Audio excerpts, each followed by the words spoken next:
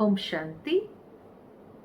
आज बाबा के 25 जून 2020 के मधुर महावाक्य सुनते हैं।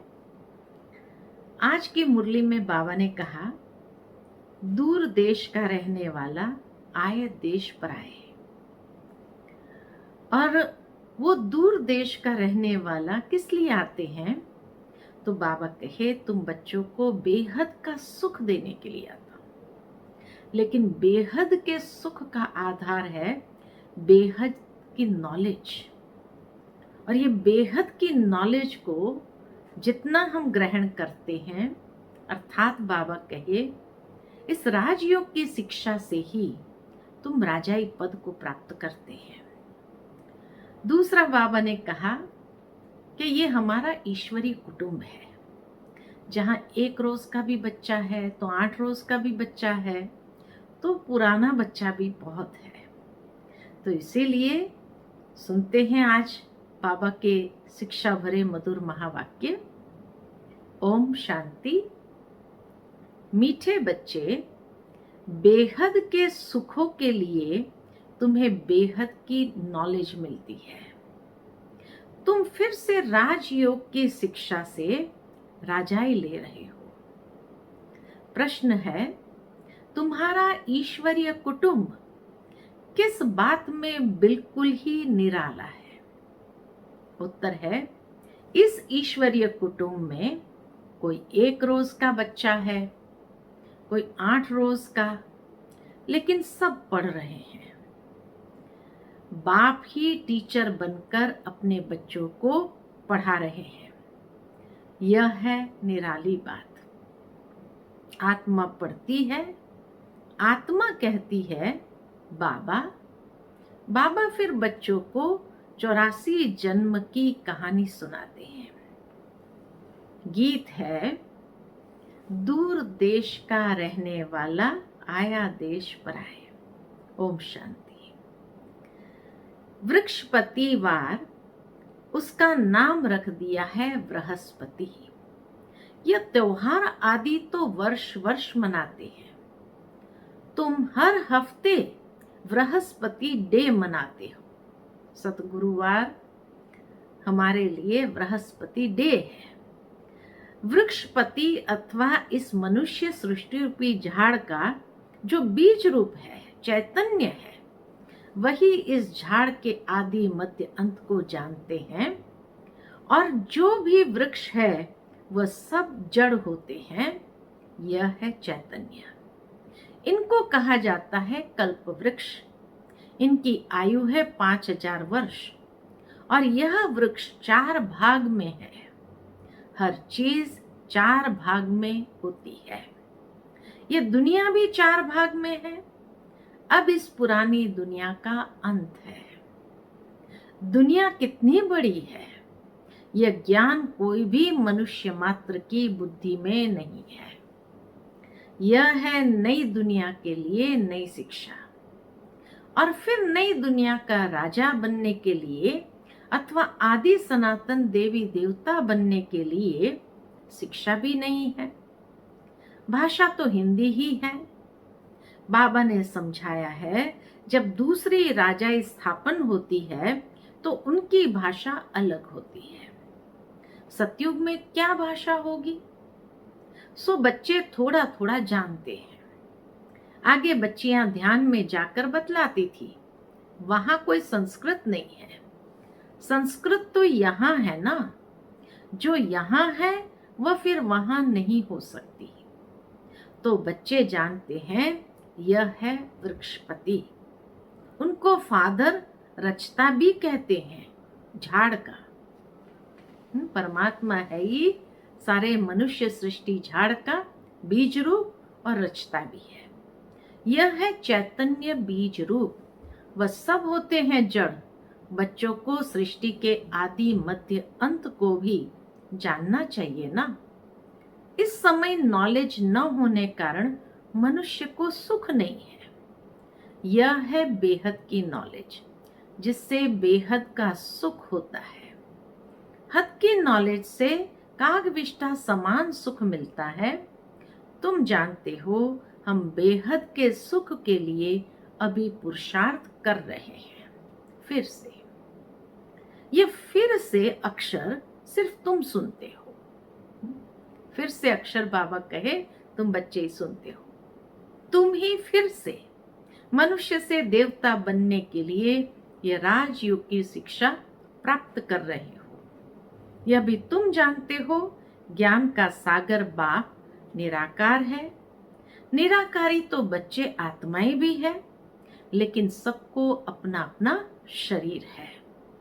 इनको अलौकिक जन्म कहा जाता है और कोई मनुष्य ऐसे जन्म ले नहीं सकते जैसे यह लेते हैं, और इनके भी वानप्रस्थ अवस्था में प्रवेश करते हैं। बच्चों आत्माओं को सन्मुख बैठ समझाते हैं।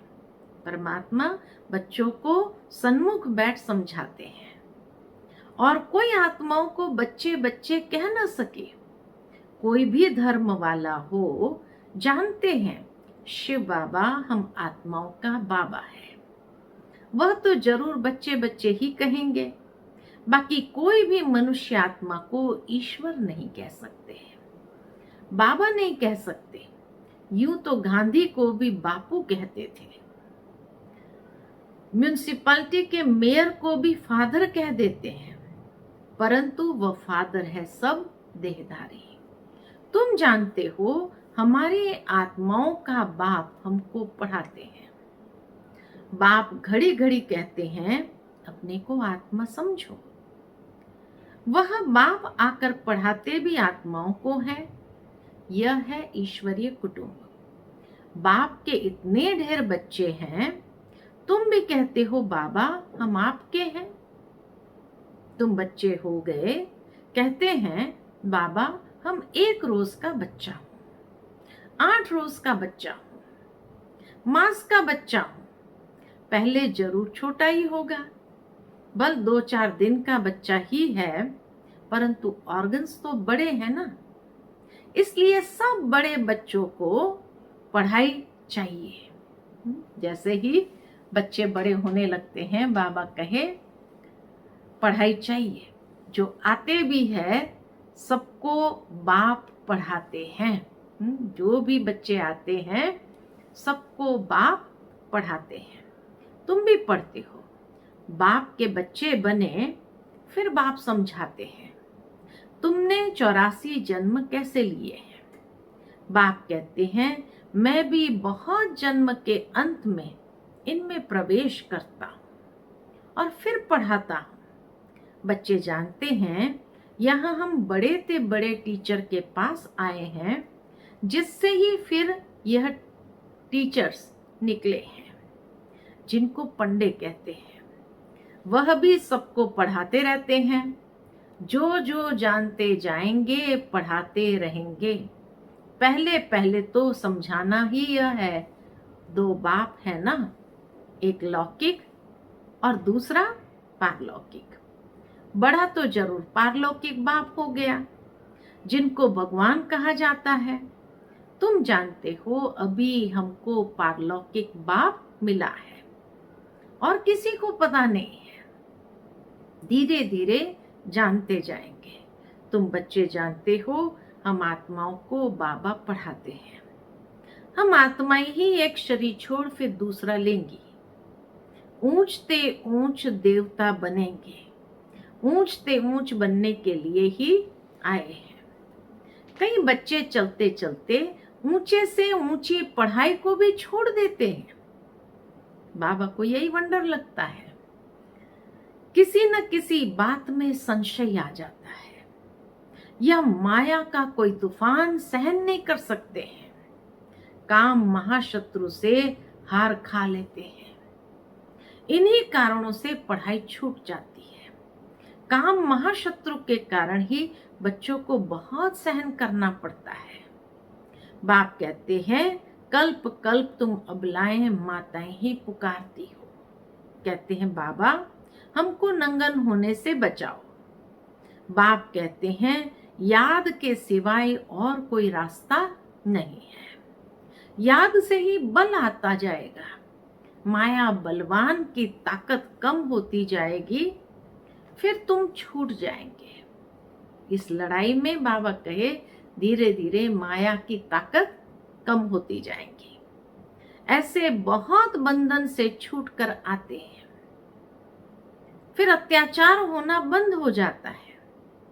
फिर आकर शिव बाबा से ब्रह्मा द्वारा बातचीत करते हैं। यह भी आदत पड़ जानी चाहिए, बुद्धि में यह रहना चाहिए कि हम शिव बाबा पास जाते हैं, वह इस ब्रह्मा तन में आते हैं, हम शिव बाबा के आगे बैठे हैं, याद से ही विकर्म विनाश होंगे। अपने को आत्मा समझ बाप को याद करना है। यही शिक्षा मिलती है। बाप से मिलने आओ तो भी अपने को आत्मा समझो, आत्म अभिमानी भव। यह ज्ञान भी तुमको अभी मिलता है, यह है मेहनत। उस भक्ति मार्ग में तो कितने वेद शास्त्र आदि पढ़ते हैं, यह तो एक ही मेहनत है, सिर्फ याद की। यह बहुत सहज है, सहज से सहज है। बाबा कहे ये पढ़ाई बहुत सहज है, सहज से भी सहज है। बहुत डिफिकल्ट भी है। एक तरफ सहज से सहज भी है, तो बाबा कहे डिफिकल्ट भी है। बाप को याद करना, इससे सहज कोई बात होती नहीं है। बच्चा पैदा हुआ और मुख से बाबा बाबा निकलेगा, बच्चे के मुख से माँ निकलेगा। आत्मा ने फीमेल का शरीर धारण किया है, फीमेल माँ के पास ही जाएगी। बच्चा अक्सर करके बाप को याद करता है, क्योंकि वर्षा मिलता है। अभी तुम आत्माएं तो सब बच्चे हो, तुमको वर्षा मिलता है बाप से। आत्मा को बाप से वर्षा मिलता है याद करने से। तो ये वर्षा मिलता ही है बाबा को याद करने से। देह अभिमानी होंगे तो वर्षा पाने में मुश्किलात होगी। बाप कहते हैं मैं बच्चों को ही पढ़ाता हूँ। बच्चे भी जानते हैं हम बच्चों को बाप पढ़ाते हैं। यह बातें बाप के सिवाय कोई भी बता नहीं सकते हैं। उनके साथ ही भक्ति मार्ग में तुम्हारा प्यार था। तुम सब आशिक थे उस माशुक के। सारी दुनिया आशिक है एक माशुक की। परमात्मा को सब परम पिता भी कहते हैं। बाप को आशिक नहीं कहा जाता है। बाप समझाते हैं तुम भक्ति मार्ग में आशिक थे, परमात्मा तो माशुक है हमारा। परमात्मा को सब परम पिता कहते हैं।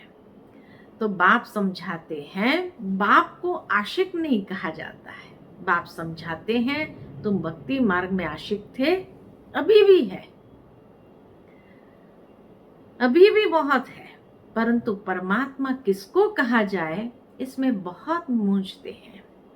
गणेश हनुमान आदि को परमात्मा कह एकदम सूत मुझा दिया है, सिवाय एक के कोई ठीक कर न सके। कोई की ताकत नहीं, बाप ही आकर बच्चों को समझाते हैं। बच्चे फिर नंबरवार पुरुषार्थ अनुसार समझते हैं और समझाने के लायक बनते हैं। राजधानी स्थापन हो रही है, हूबहू कल्प पहले मिसल तुम यहाँ पढ़ते हो। फिर प्रारब्ध नई दुनिया में पाएंगे, उनको अमर लोक कहा जाता है। तुम काल पर विजय पाते हो, वहां कभी अकाले मृत्यु होती नहीं, नाम ही है स्वर्ग। तुम बच्चों को इस पढ़ाई में बहुत खुशी होनी चाहिए। बाप की याद से बाप की प्रॉपर्टी भी याद आएगी। सेकंड में सारे ड्रामा का ज्ञान बुद्धि में आ जाता है। मूल वतन, सूक्ष्म वतन, स्थूल वतन, 84 का चक्र, बस यह नाटक सारा भारत पर ही बना हुआ है। बाकी सब है बाई प्लॉट्स। बाप नॉलेज भी तुमको सुनाते हैं। तुम ही ऊंचते ऊंच फिर नीचे बने हो। डबल सिरताज राव और फिर बिल्कुल ही रंग। अब भारत रंक भिखारी है, प्रजा का प्रजा पर राज्य है। सतयुग में था डबल सिर ताज, महाराजा महारानी का राज्य। सब मानते हैं आदि देव ब्रह्मा को नाम बहुत दिए हैं। महावीर भी उनको कहते हैं, महावीर हनुमान को भी कहते हैं। वास्तव में तुम बच्चे ही सच्चे सच्चे महावीर हनुमान हो, क्योंकि तुम योग में इतना रहते हो जो माया के बल कितने भी तूफान आए लेकिन तुम्हें हिला नहीं सकते। तुम महावीर के बच्चे महावीर बने हो क्योंकि तुम माया पर जीत पाते हो। 5 विकार रूपी रावण पर हर एक जीत पाते हैं, एक मनुष्य की बात नहीं है। तुम हर एक को धनुष तोड़ना है, अर्थात माया पर जीत पानी है। दिखाते ना, श्री राम ने धनुष तोड़ा, तो इसीलिए कहा तुम बच्चों को भी ये माया पर जीत पाने का धनुष तोड़ना है। इसमें लड़ाई आदि की कोई बात नहीं है। यूरोप वासी कैसे लड़ते हैं? भारत में कौरव और यौवनों की लड़ाई है। गाया भी हुआ है, रक्त की नदियां बहती है, दूध की भी नदियां बहेगी। विष्णु को क्षीर सागर में दिखाते हैं, लक्ष्मी नारायण है पारसनाथ। उनका फिर नेपाल तरफ पशुपति नाम रख दिया है। एक ही विष्णु के 2 रूप, पारसनाथ पारसनाथिनी। वह है पशुपतिनाथ पति, पशुपतिनाथ पत्नी। उसमें विष्णु का चित्र बनाते हैं, लेक भी बनाते हैं। अब लेक में क्षीर कहाँ से आया, दूध कहाँ से आया? बड़े दिन पर उस लेक में दूध डालते हैं, फिर दिखाते हैं क्षीर सागर में विष्णु सोया पड़ा है। अर्थ कुछ भी नहीं है। 4 भुजा वाला मनुष्य तो कोई होता नहीं। अभी तुम बच्चे कौन हो? अभी तुम बच्चे बाबा कहे सोशल वर्कर हो, रूहानी बाप के बच्चे हो ना। बाप सब बातें समझाते हैं, इसमें कोई संशय नहीं आना चाहिए। संशय माना माया का तूफान। तुम हमको बुलाते ही हो, हे पतित पावन आओ, आकर हमको पावन बनाओ। बाप कहते हैं माम एकम याद करो तो तुम पावन बन जाएंगे। 84 के चक्र को भी याद करना है। बाप को कहा जाता है पतित पावन, ज्ञान का सागर। 2 चीज हो गई, पतितों को पावन बनाते हैं और 84 के चक्र का ज्ञान सुनाते हैं। यह भी तुम बच्चे जानते हो, 84 का चक्र चलता ही रहेगा, इनकी एंड नहीं है। यह भी तुम पुरुषार्थ अनुसार नंबरवार पुरुषार्थ अनुसार जानते हो। बाप कितना मीठा है, उनको पतियों का पति भी कहते हैं, बाप भी है। अब बाप कहते हैं मेरे से तुम बच्चों को बड़ा भारी वर्षा मिलता है, परंतु ऐसे मुझ बाप को भी फारकती दे देते हैं। यह भी ड्रामा में नोंद है, पढ़ाई को ही छोड़ देते हैं, गोया फारगती दे देते हैं।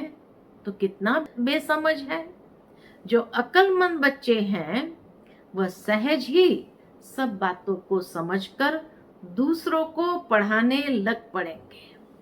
वह फौरन निर्णय लेंगे कि उस पढ़ाई से क्या मिलता है और इस पढ़ाई से फिर क्या मिलता है, क्या पढ़ना चाहिए। बाबा बच्चों से पूछते हैं, बच्चे समझते भी हैं कि ये पढ़ाई बहुत अच्छी है, फिर भी कहते हैं क्या करें।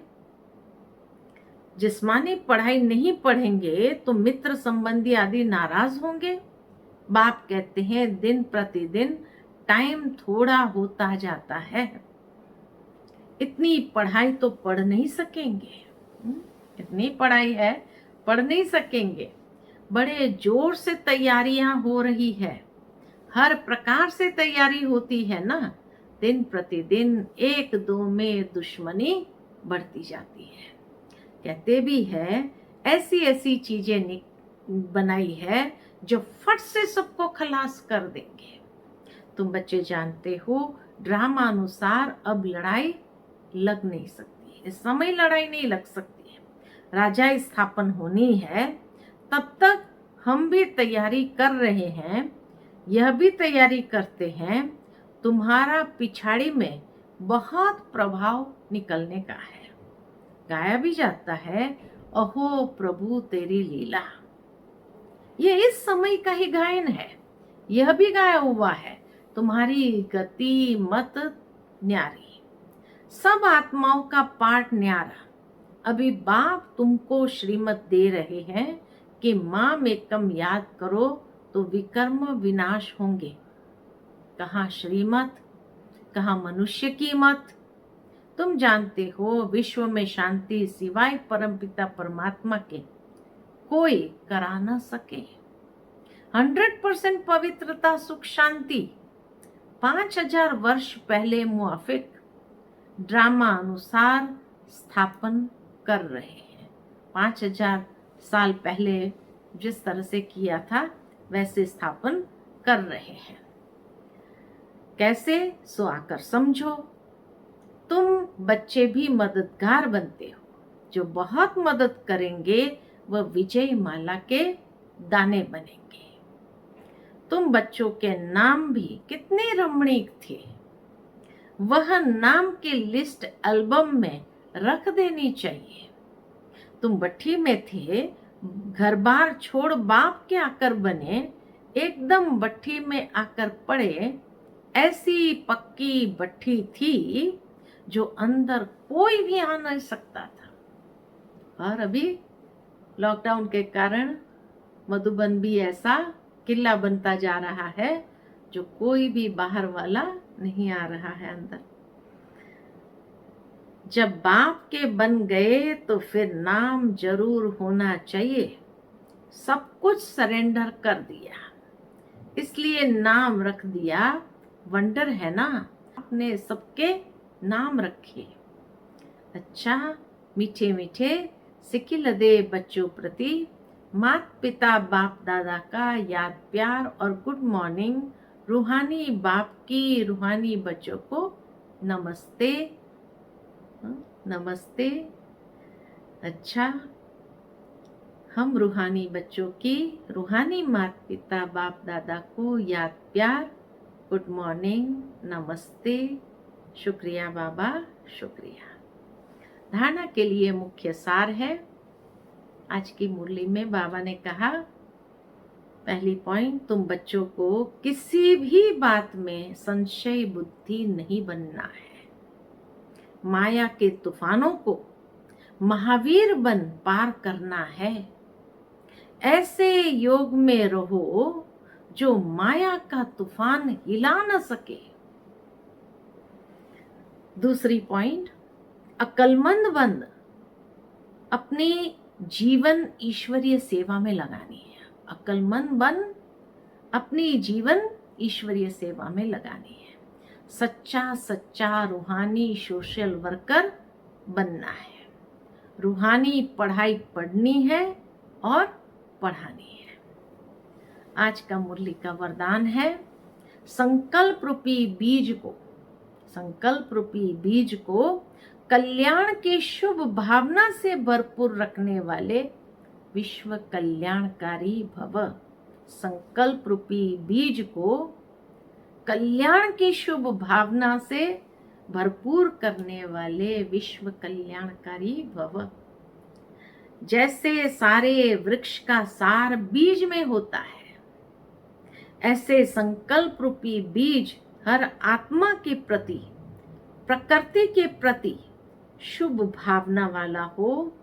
सर्व को बाप समान बनाने की भावना, निर्बल को बलवान बनाने की, दुखी अशांत आत्माओं को सदा सुखी शांत बनाने की भावना का रस व सार हर संकल्प में भरा हुआ। कोई भी संकल्प रूपी बीज इस सार से खाली अर्थात व्यर्थ न हो। कल्याण की भावना से समर्थ हो, तब कहेंगे बाप समान विश्व कल्याणकारी। तो कितनी अच्छी बात बाबा ने सुनाई कि हर संकल्प में शुद्ध भावना, कल्याण की भावना का शुद्ध संकल्प जरूर भरा हुआ हो। ऐसे ही आत्माएं विश्व कल्याण कर सकती है। आज का स्लोगन है, माया के झमेलों से घबराने के बजाय परमात्मा मेले की मौज मनाते रहो। माया के झमेलों से घबराने के बजाय परमात्मा मेले की मौज मनाते रहो। तो आज के शुभ दिन के लिए दृढ़ संकल्प है कि आज जो बाबा ने हम बच्चों को शिक्षा दी कि हमें कभी भी जीवन में संशय बुद्धि नहीं बनना है और जीवन को ईश्वरीय सेवा में लगाना है। ऐसे रूहानी सोशल वर्कर हमें जरूर बनना है। और साथ साथ बाबा ने विशेष आज जो वरदान में कहा कि हमें अपने हर संकल्प को कल्याण की भावना से भर देना है, शुभ भावना से भर देना है, तभी विश्व कल्याण कर सकते हैं। तो आज सारा दिन ये चेक करेंगे कि हमारे संकल्प शुद्ध भावना से भरे हुए रहे। और दूसरा, परमात्मा मेले में रहना है, माया के झमेले में कभी भी नहीं जाना है। अच्छा, ओम शांति।